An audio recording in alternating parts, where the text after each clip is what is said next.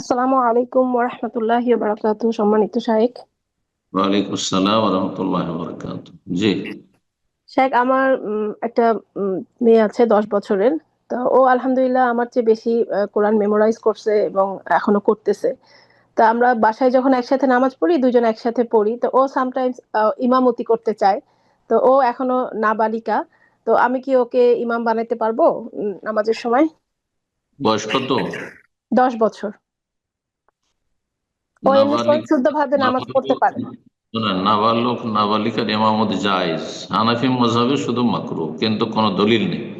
নবী সাল্লামের সাহাবীর নাবালক ছিলেন আর ইমামতি করতেন। 10 বছর বা 10 বছর কম বয়স ছিল, 9 বছর, 9 বছর 10 বছর বয়সে সাহাবী আমর ইবনে সালামা তিনি ইমামতি করেছেন। তিনি তার মহল্লার মসজিদ ইমামতি করেছেন। তো ইমাম হওয়ার জন্য, ইমামতি শুদ্ধ হওয়ার জন্য সাবালক সাবালিকা হওয়ার কোনো শর্ত নেই কোরআন হাদিসে। কি শর্ত রয়েছে? সে যেন সালাতের মাসলা মাসাইল জানে, সে সালাত, যে এবাদত সেটা যেন বুঝে, তার মধ্যে তামিজ থাকে।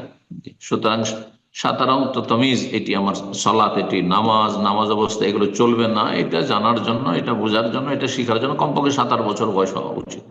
5 বছরের ছেলেকে, 5 বছরের মেয়েকে অনুমতি দিলে তো কাজ হবে না।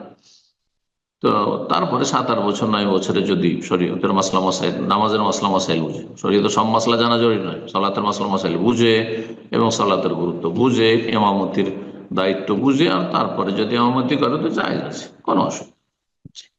আপনার কেন, যদি আরো কয়েকজন মহিলার ইমামতি করে তাও জায়েজ। বারাকাল্লাহ।